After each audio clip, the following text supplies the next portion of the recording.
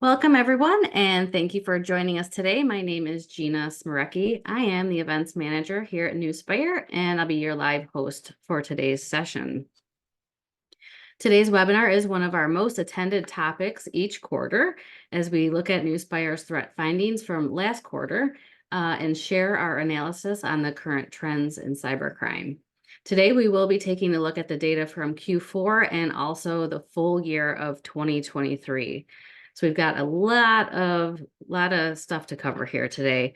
The full threat report is live as of this morning, and you can now download it from our website. So I'm going to go ahead and share the link out in the chat box for anyone who'd like to take a look at the full report right there. If you have questions during the presentation today, please submit them in the Q&A tab on the bottom of your screen. We'll try and leave a few minutes at the end for your questions. And just so you know, we will send out an email tomorrow with a link to watch the recording of this session. And at this time, it is my great pleasure to introduce you to our speakers today, Josh Smith and Justin Hurd. Justin is our Director of Security Operations and works to develop and deliver intelligence at Nuspire. Justin has over 13 years of experience in cybersecurity and has developed methodologies and tools for industry-based threat modeling. He also previously worked 6 years for a defense contractor as a security engineer and network administrator. Josh is a security threat analyst here at Nuspire who works closely in organizational threat landscapes, curating threat intelligence, and authoring Nuspire's quarterly threat landscape report. Josh is currently pursuing his master's degree in cybersecurity technology. Previously, he served with the U.S. Navy as an operations specialist with 14 years of service. He has been quoted in Forbes, CSO Online, Channel Futures, Dark Reading, and many others. So I will go ahead without further ado and kick things over to Josh. Thank you very much, Gina. And welcome, everyone, whether this is your first time or if you're a returner. Thank you for taking time out of your day to come visit us and hear what our findings are. So as a quick talk about what our agenda is, we're going to cover what our methodology and our overview is about how we collect our data and our processes for distributing that out. We're going to take a look at our full Q4 and 2023 data sets. That includes 3 sections: our malware, our botnet, and our exploits.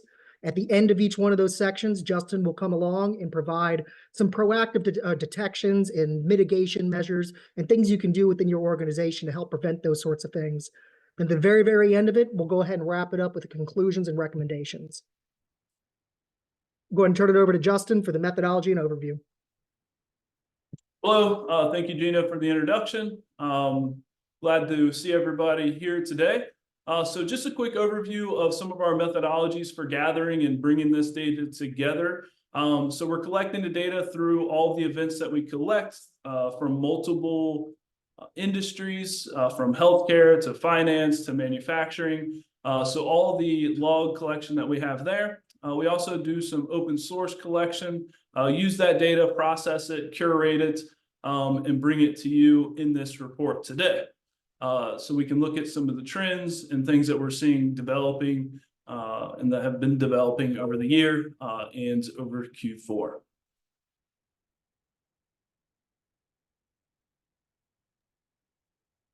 And as we move into our first section for malware, during Q4, we witnessed over 3 million events.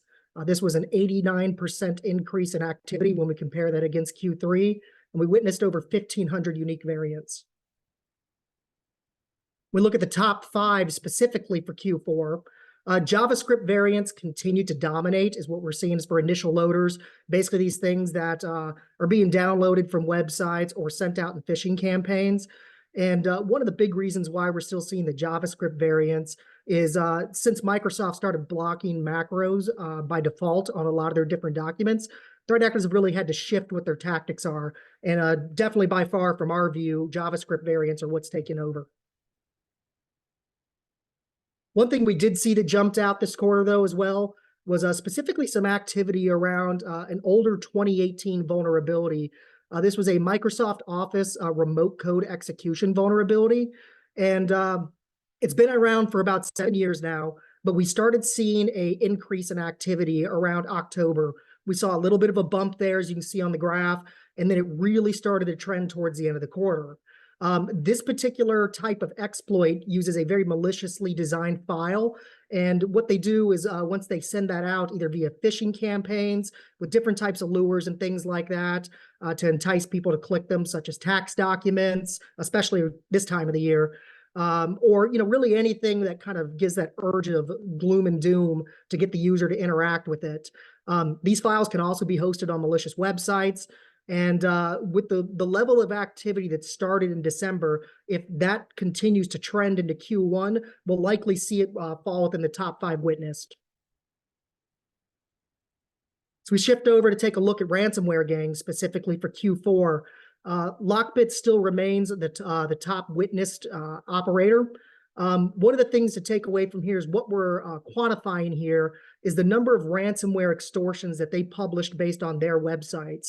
So once a ransomware threat actor performs an attack, they steal the data and they exfiltrate it. They use that double extortion method where they go ahead and they publish that data or threaten to publish that data on their known websites.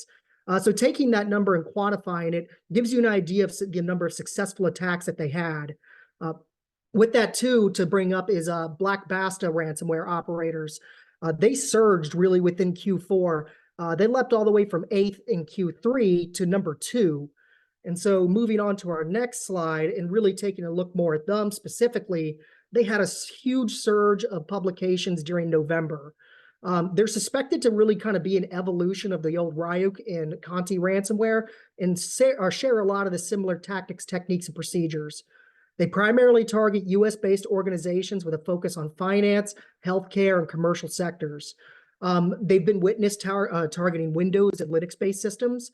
And due to their levels of activity specifically against the healthcare sector, the Health Sector Cybersecurity Coordination Center, that's a mouthful, has released a threat profile specifically on this organization to really make the healthcare organizations aware of what their tactics and techniques are. Black Basta infections, they're often associated with Quackbot malware. Those are usually acting as its first stage loader. And then from there, Quackbot can deploy other types of things, such as Black Basta, which is what we're most commonly seeing. Also, Black Basta can be deployed through phishing campaigns, or often when there's a Cobalt Strike infection, that's another thing that we see get deployed behind it.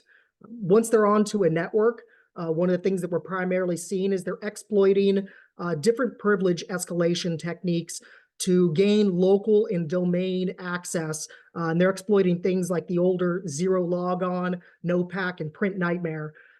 Those vulnerabilities have been out for a couple years now at this point, but they're still very much using them because as organizations focus on patching, typically we see external things get the priority. But once they're in the network, they're finding that a lot of organizations haven't taken care of some of these older vulnerabilities, and they're running like wildfire with them. This gang is known to be one of the most profitable ransomware operations of all time as well, and they're known to have at least extorted $100 million since 2022. A full list of their tactics, techniques, and procedures can be found within the quarterly threat report. We take a look at 2023 as a whole for malware. We did see a 26% decrease overall in malware activity compared to 2022, with February and October being the most active months. This decrease was likely due to the impacts of what I mentioned before, with Microsoft blocking VBA macro agents by default.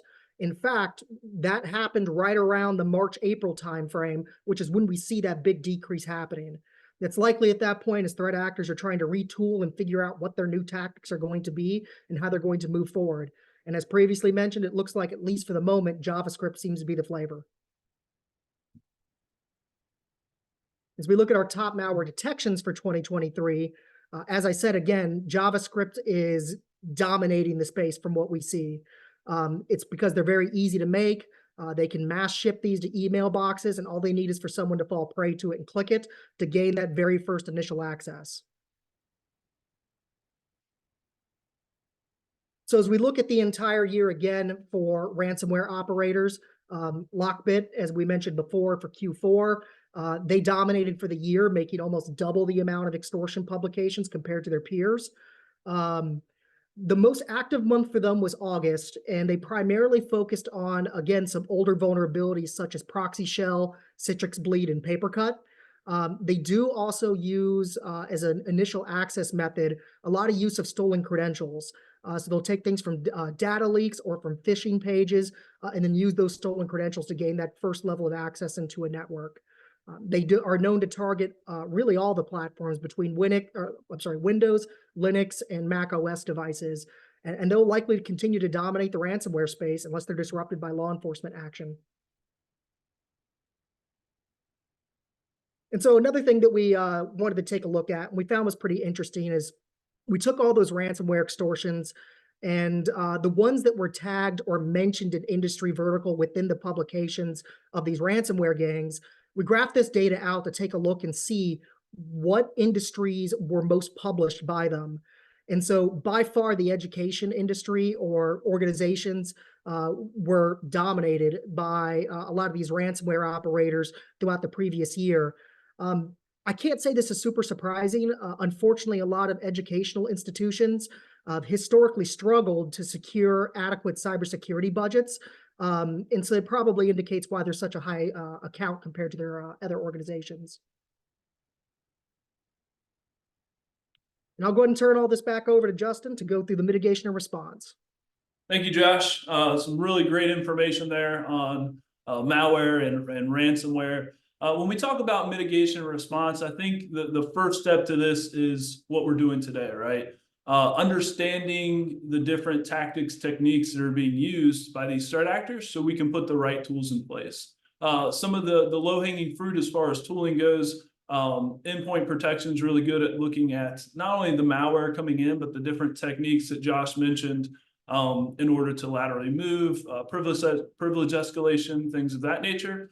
Network segregation's another good way to start, making sure those devices are segregated on networks and secured properly. We're using least privilege and things like that to try to keep the movement around the network to a minimum, because once they're in the network, getting to those printers so they can run the exploit like Sprint Nightmare is what they're going to do. They're going to kind of pivot and go anywhere they can get to in order to get a foothold into the network. Cybersecurity awareness training, a lot of those exploits or malware that Josh mentioned, he mentioned phishing a lot. They are using phishing, they're using other methods to get users to unsuspectedly allow malware onto their system. And once they have that internal foothold, then we're kind of at the mercy of the different internal exploits that, as Josh mentioned, doesn't always get patched the first. We prioritize the things on the external network because, it has the most exposure. But the cybersecurity awareness is a really good way to just let people know, hey, we're seeing a rise in ransomware in our industry. These are the things that they're trying to do.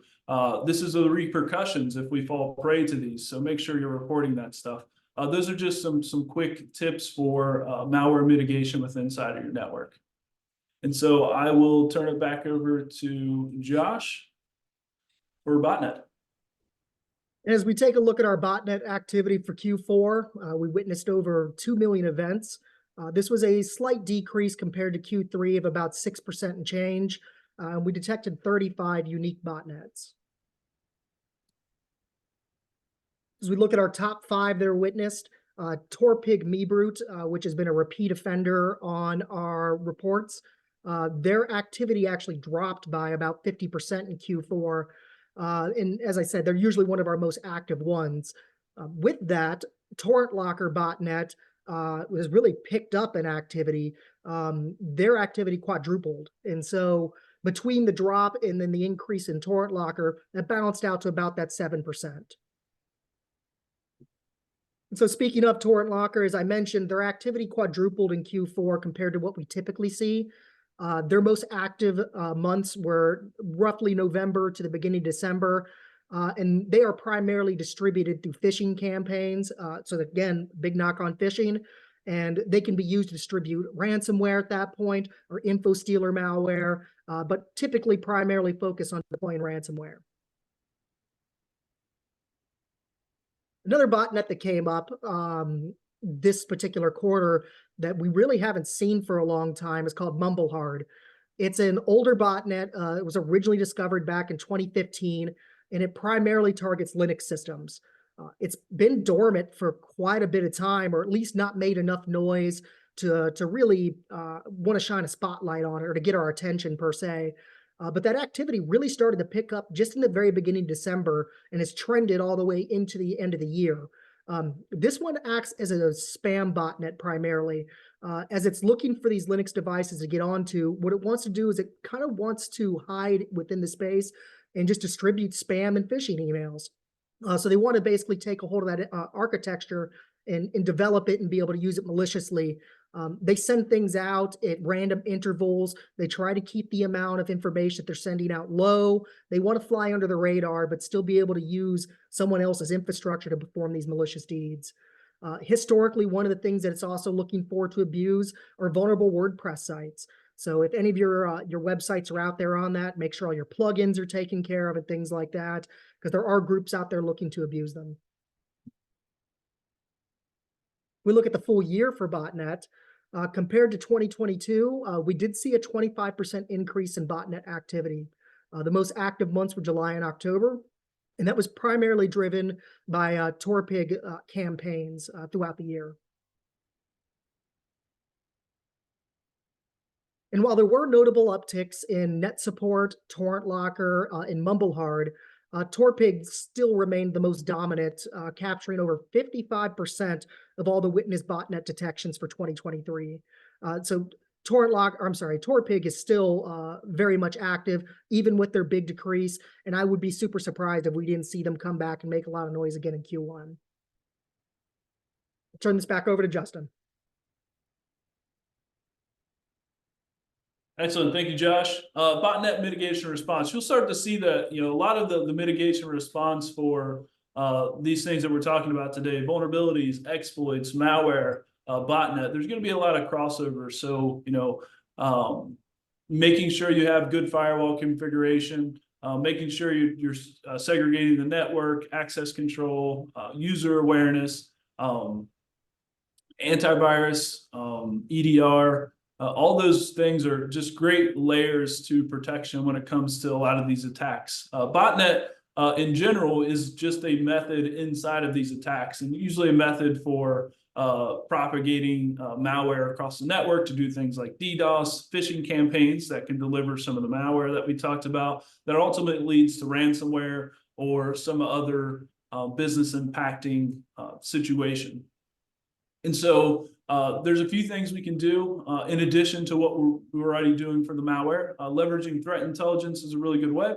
Understanding the different botnets that could be attacking, how they're delivered, what that traffic looks like, even atomic indicators like IP addresses, domains, URLs, and maybe associated with botnets.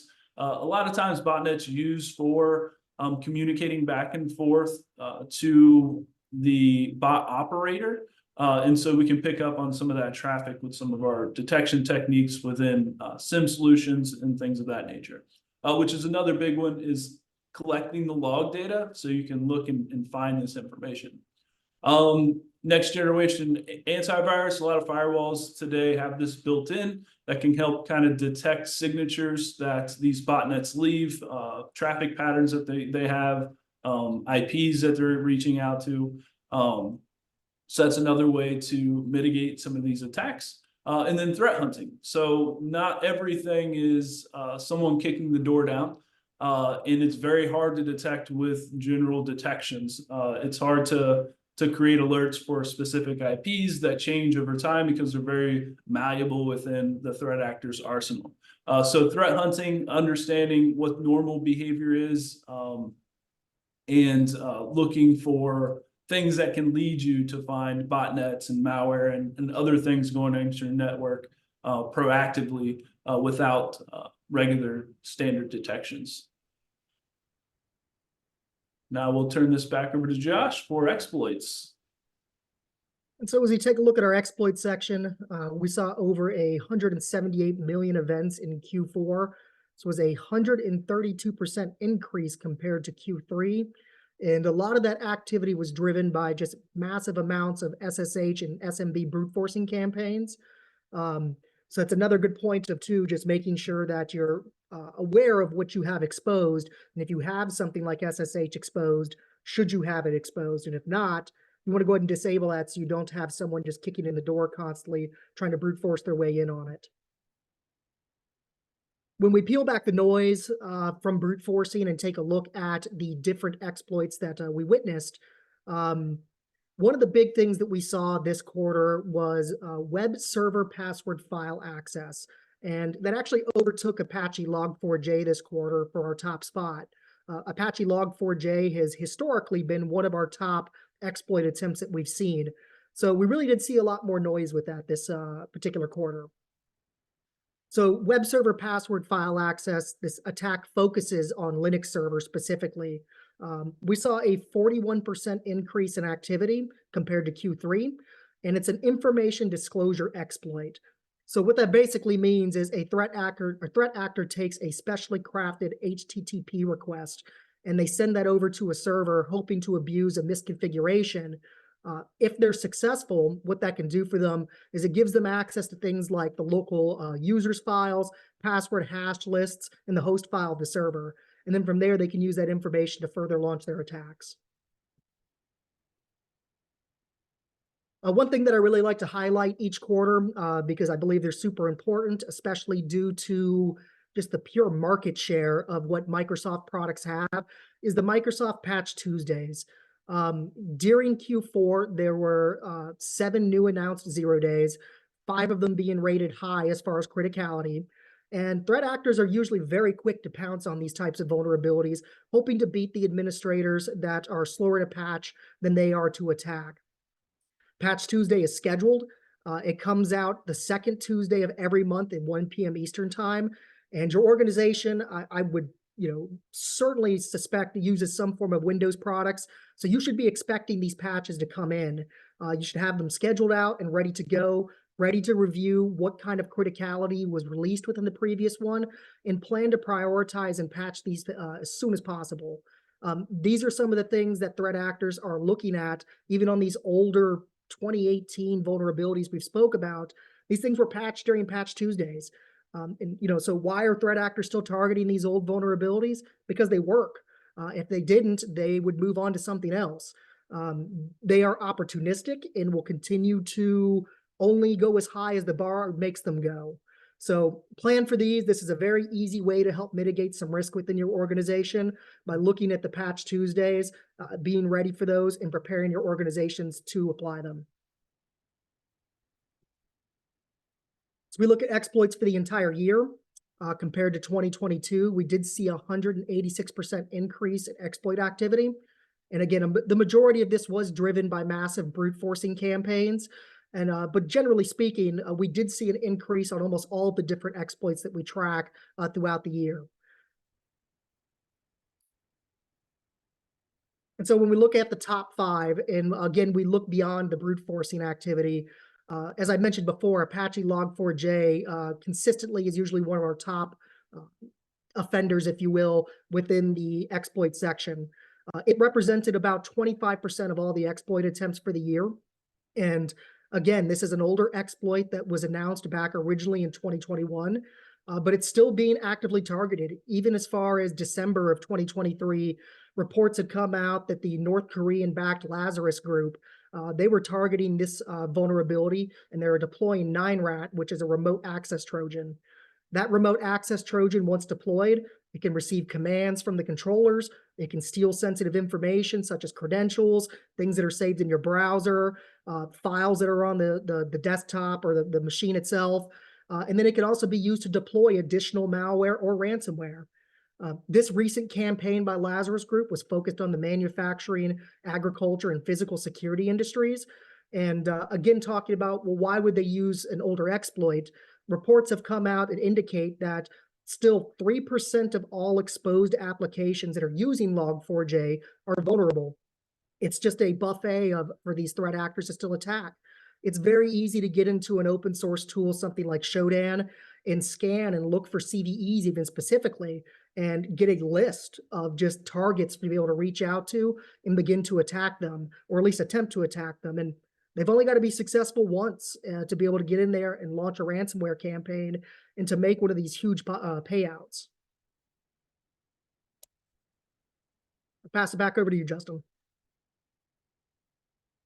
So for exploit mitigation and response, patch your systems as soon as possible. I guess the first part of that would probably be make sure that you're subscribed to those newsletters or a threat intelligence feed that's going to give you the different bulletins and information that's coming out about the vendors that you use.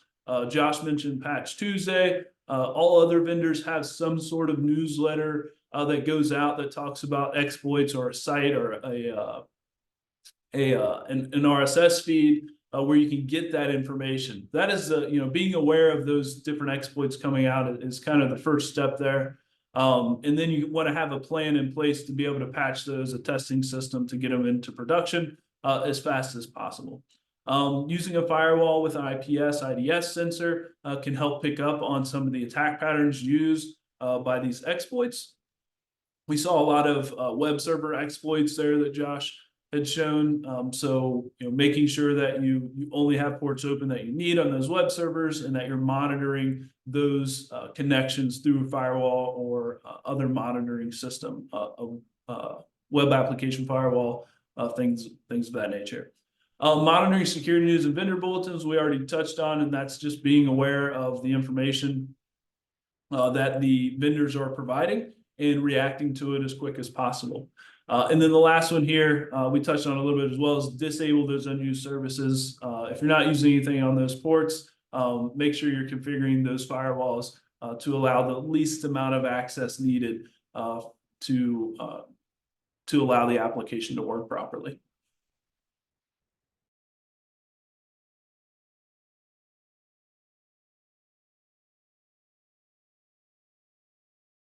Actually, this is me. So conclusions and recommendations. Educate users often. We talked about this probably in every facet that we looked at today: the malware, the exploits, the botnet, and it all talked about user awareness. Not only user awareness, but the people maintaining these systems need to be aware as well. Having a layered approach. A lot of these different approaches, EDR, firewall configuration, user awareness, web filtering, things like that, are a layered approach to stop the attack at certain stages of the kill chain. Are they already in the system? Is it initial access when we're talking vulnerabilities that may be vulnerabilities that may be out there that we can patch? Patching your stack, number 3. So making sure that we're aware of the bulletins, aware of the things that are coming out that are being exploited, and patching them as soon as possible. Things like intel and report like these can help you understand what techniques and tactics are being used, so you can help you prioritize what needs to be done first and what can maybe wait a little bit longer. Updating the malware protection and segregating high-risk devices. And that really starts with understanding what your high-risk devices are and making sure that you're protecting them with these layered approaches that we talked about today.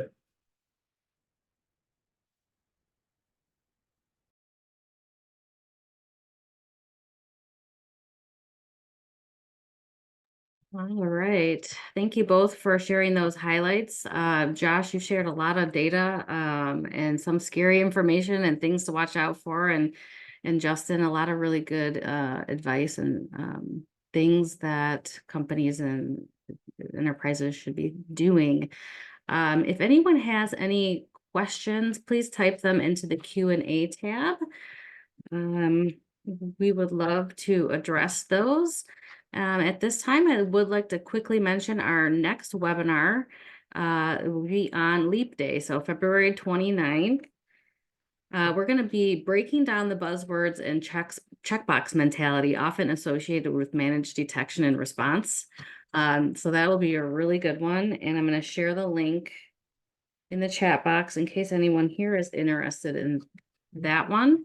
Also going to just throw the link in there again for the full threat report that we just looked at some highlights today. There's a whole report there that you can take a look at and get a lot more information from if you're interested. Also, there was a press release also about the report that went out this morning. So I'll share that link as well as a link to our whole resources section that has a ton of really great cybersecurity resources. So I'm going to put those in there. All right, let's go to questions. Our first question is for Josh. Where does ransomware go from here? How do you see it evolving? So ransomware and how it's going to evolve. So ransomware operators, in fact, there was a report that came out saying that in Q4, they saw some of the least amount of ransomware payouts, like historically. Don't quote me exactly. I want to say it was like almost a 25% decrease than what they typically would see for ransomware payments. So ransomware operators at this point have to figure out how do they make people pay. Scarily enough, we just recently here in the beginning of Q1 saw some evolution in this already. A ransomware group by the name of Hunters International, they broke into a Seattle-based cancer facility and exfiltrated their data. Once they exfiltrated that data, they went through the standard operations of where they threatened to publish it and things like that, and they didn't get the payout that they wanted. So now what they're threatening to do at this point, and as far as my knowledge at the moment, they've not acted on this, but are threatening to do, is actually go through the client's data that they stole and begin performing what's called swatting operations. If you're not familiar with what swatting is, it's basically where a phone call is sent to a local law enforcement and a fake situation is told to them, one that would develop a SWAT team response, such as the person has a bomb in their house, they have hostages, something like that. And so they're really looking to physically weaponize law enforcement to include this extra pressure to force this organization to make a payout. On top of that, they also began to email clients or patients that were on this list and say, hey, while we're looking at doing this, if you want to opt out, basically, you can pay us $50 directly and we'll take your name off that list. That is a very extreme evolution in ransomware extortion tactics that, as far as I know, no one else is doing right now.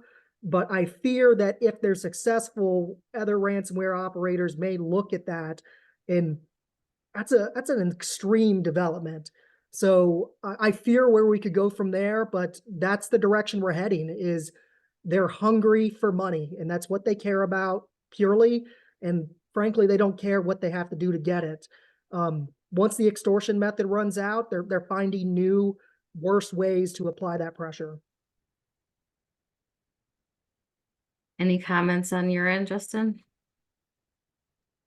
No, I'm with Josh. Yeah, I think ransomware groups are just going to continue to figure out ways to apply pressure. They're getting creative on how do they get people to pay, and that 25% decrease in people paying, they don't like that. They just want the money.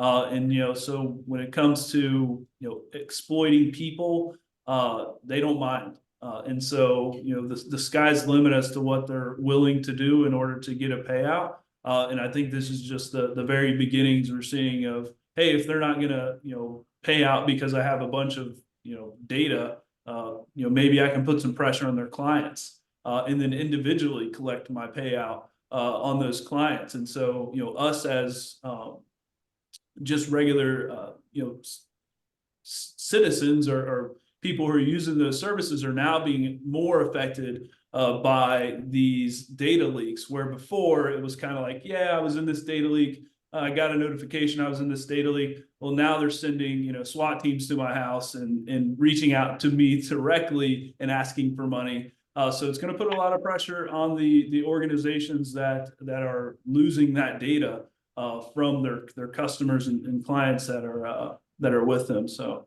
I think Josh is dead on where this stuff is starting to go.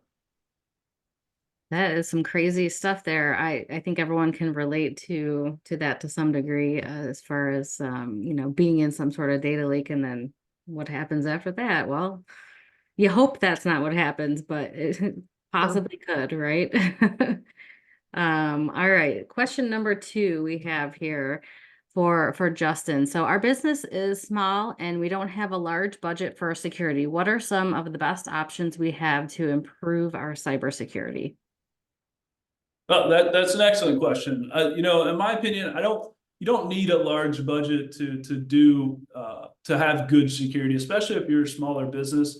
It's a lot easier for you to understand what your crown jewels are, what your disaster scenarios are, and plan against those. If you think like the NIST framework, the first thing on there is preparation, and that preparation is understanding the assets that you have that are vulnerable, and also the basically disaster scenarios that can happen and what you need to protect that. So I think, you know, that's something you can do without a budget, right? Just a little bit of time.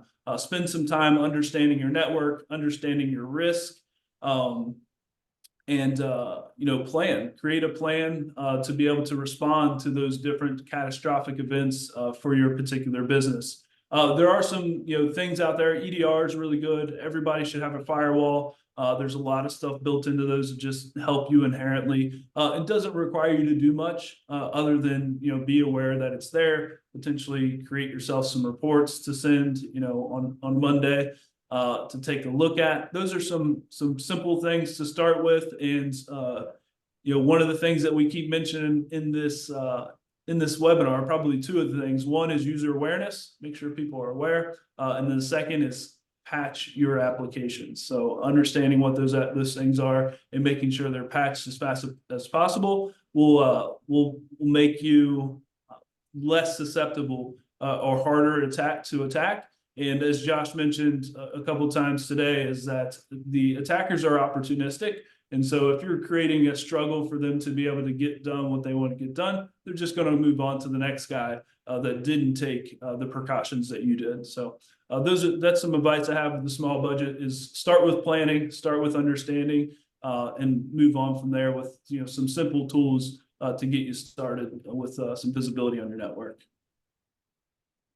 That makes sense. Any comments from you, Josh, on that one?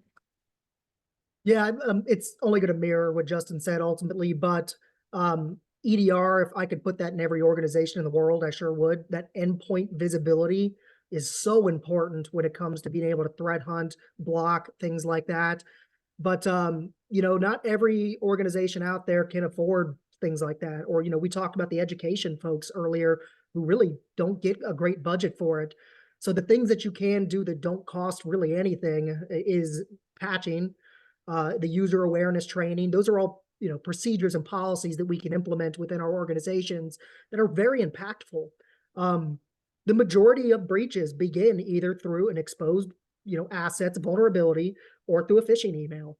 And so you hit both of those check boxes very easily by using your user awareness training and patching. Patch, and patch some more. Yeah, and just to add to that, you know, if you don't go the EDR route, Windows logging, you know, and making sure you have it configured correctly. Obviously, you pay for storage for that logging, but you know, if we do offsite logging, but even having it on the host itself allows you to kind of understand what's going on, is really impactful as well. Things like sysmon, making sure that you have the correct processes being logged, command lines, so on and so forth. That can be very impactful in an organization, especially when it comes to looking for specific things and understanding what was attacked. And then if you do put that into some sort of log collection, you can create alerts based off of just simple tactics and techniques or things that are weird within your environment, to just send you an email, you know, and, you know, your network administrator can check it out. But those are some other tips that I would give with a smaller budget. Great information there, guys. All right. Well, that is all the questions I see for now. So we will go ahead and wrap it up. But if anyone does think of any other questions, oh, I see a new question. All right, let's take this question.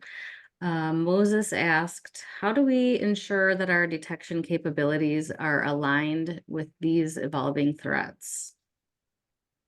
That's you want to take that first, Josh? Yeah, I could jump on it. Ultimately, threat intelligence. Threat intelligence is the way that we align these detection capabilities with evolving threats specifically. The evolving threats are what's going to turn around. Oh, I apologize. I got an alarm going off to pick my kid up from school. My wife's doing that. Anyway, sorry about that. Ultimately, that's what's going to turn around and align our detection capabilities, is being able to have this threat intelligence that when something's detected, how do you know if it's bad or if it's good? Atomic indicators like IPs, hashes, things like that change so frequently with threat actors that having that enrichment behind it. So when you get that new IP and it's been shifted over to, a Dropbox or an AWS box where it gets recycled so often, that's how you know if it's currently malicious or not. Yeah, and to just follow up on what Josh said and kind of look at it from a different perspective. One of the things that you'll hear mentioned throughout this webinar are techniques that Josh is mentioning that the threat actors are using, and honestly, it's the best thing we can do to try to detect as much as possible. So at Nuspire, threat hunting, our alert detection stuff is all built off of MITRE. And understanding those different techniques that are being used and making sure that you have the right log sources for those techniques that we're mentioning or that you're getting in your threat intelligence. Make sure you have the right log sources to detect those techniques, and then making sure you have detections for those. That's a really great way to not only stop the things that we're talking about, but to also stop the things that we haven't talked about yet or haven't come up in intelligence. And the reason being is that techniques don't change very often. The things that threat actors do once they're in the network are pretty much the same as they've been for years and years.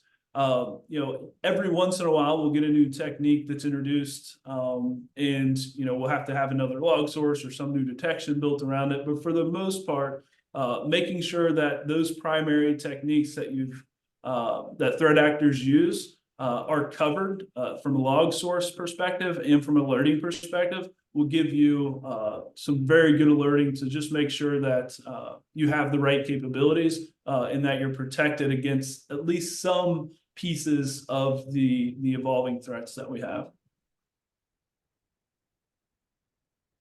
All right, thank you for the question, Moses.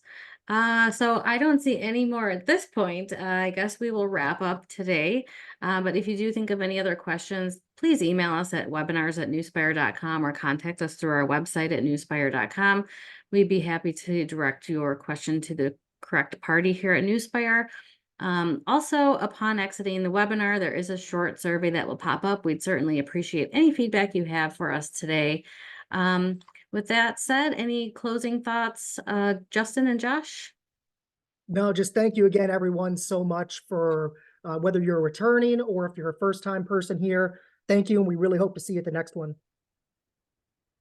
Yeah, same. I appreciate everyone joining us today. Glad to share all the information that we've gathered over the year and over the quarter with everyone, and look forward to our next webinar and look forward to sharing information with you guys throughout the year. So thank you for coming. Awesome. All right. Well, on behalf of Nuspire and our presenters, thank you for joining us today and have a great rest of your day.